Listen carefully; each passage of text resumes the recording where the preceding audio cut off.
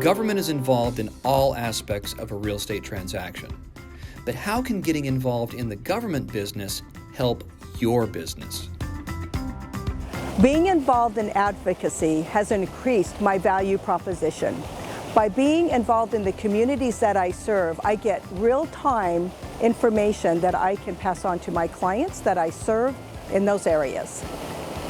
Being involved has helped my business by knowing the issues that affect real estate, and I can bring that information back to my clients to help them be more successful.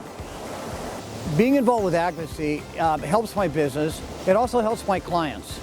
I am able to answer their questions. I'm able to give them a look behind the curtain on issues that they may not even be aware of.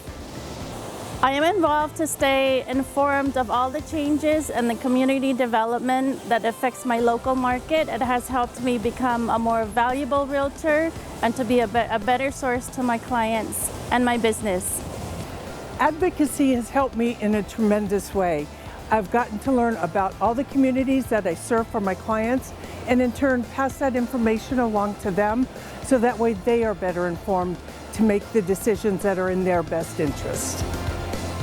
To learn more about the Bay East Advocacy Program, contact David Stark at davids@bayeast.org.